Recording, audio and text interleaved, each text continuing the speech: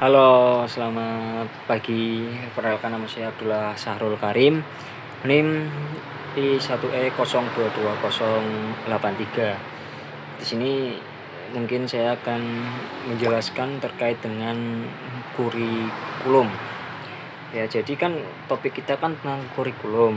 Jadi kurikulum itu meliputi beberapa bagian. Yang pertama itu melingkupi perencanaan, kemudian pengembangan, implementasi, dan evaluasi program pendidikan. Hal ini penting dipahami karena kurikulum itu adalah kerangka kerja yang mengatur apa yang diajarkan sekolah atau lembaga pendidikan. Nah, kemudian apa sih tujuan dari kurikulum? Nah, tujuan dari kurikulum itu ya untuk merancang, untuk merencanakan dan mengevaluasi dari sebuah pembelajaran. Kemudian yang selanjutnya, bagaimana sih cara agar kurikulum itu bisa membantu siswa dalam mencapai tujuan dari pendidikannya dan juga dalam pengembangan siswa. Mungkin ya, menurut saya yang pertama itu menentukan tujuan pembelajaran. Jadi menentukan sebelum memulai pembelajaran, kita tentukan dulu tujuan pembelajarannya. Dan juga yang selanjutnya itu yang kedua, menyusun isi pembelajarannya. Nah, dalam menyusun isi pembelajaran ini guru mungkin harus menyiapkan materinya. Kemudian dalam materi-materi tersebut guru itu bisa menyusun isi pembelajaran yang akan disampaikan kepada muridnya. Kemudian yang ketiga dalam merancang metode pembelajaran. Setelah disusun, kemudian kita merancang bagaimana sih metode yang akan kita ajarkan. Misal kita bisa mengajarkan lewat LCD. Kemudian kita yang keempat ya adalah mengukur kemajuan siswa. Jadi ya kita setelah semuanya sudah dari yang menentukan tujuan, kemudian menyusun isi pembelajaran dan merancang. Sekarang kita itu mengukur lagi kemajuan siswanya, apa yang sudah kita terapkan, kemudian kita diukur gitu. Maksudnya diukur siswanya itu sudah sampai mana kepemahamannya. Kemudian kita mengapresiasinya. Kalau sudah gitu kita mengapresiasi agar siswa untuk selanjutnya itu bisa lebih semangat lagi dalam pembelajarannya. Oke. Selanjutnya kita akan masuk ke kurikulum nasional. Teman-teman tahu nggak sih apa itu dari arti dari kurikulum nasional?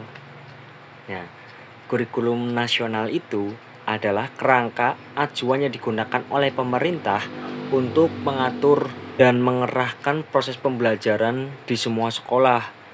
Ini mencakup semua mata pembelajaran yang diajarkan, tujuan pembelajaran yang ingin dicapai, dan metode pengajaran yang direkomendasikan. Nah, kalau menurut saya tentang kurikulum nasional ini kurang pas ya, karena tujuan dari kurikulum nasional itu menciptakan keseragaman dalam pendidikan di seluruh negeri. Sedangkan peserta didik itu kan mempunyai berbagai keberagaman. Misal ada yang benar-benar pandainya ada di matematika, kemudian di IPA, kemudian ada yang pandainya di tentang sejarah-sejarah, dan kemudian ada yang pandainya di bidang keolahragaan. Dan itu semua itu tidak bisa dijangkup untuk meratakan keseragaman di sekolah, dan tentunya setiap siswa itu mempunyai karakter sendiri sehingga guru itu harus menemukan bakat-bakatnya. Misal dia bakat di bidang apa. Nah, itu menurut saya kurang cocok. Nah, untuk kurikulum sekolah sendiri menurut saya itu ya ada kekurangan dan ada kelebihannya. Misal di situ ada sekolah yang dimana sekolah tersebut itu hanya mementingkan untuk urusan para atletnya. Nah, sehingga itu mungkin sekolah yang di situ untuk para atlet, para olahraga siswa yang memiliki karakter olahraga bisa masuk ke dalam situ. Mungkin bisa yang lain, sisi yang lain, misal siswanya itu tidak pandai berolahraga tapi pandai dalam hal-hal seperti berpikir, membahas sejarah, mereka tuh masuk ke sekolah yang lebih memperhatikan dalam pikiran mereka, otak mereka yang bekerja, bukan dari tenaganya. Kemudian tantangan yang dihadapi ya dalam implementasi kurikulum tuh yang pertama kurangnya dari sumber daya sarana dan prasarananya. Yang kedua keterbatasan keterbatasan dari gurunya sendiri. Kemudian yang ketiga adalah kebutuhan terhadap kurikulumnya sendiri. Yang keempat, dukungan orang tua dan dari masyarakatnya.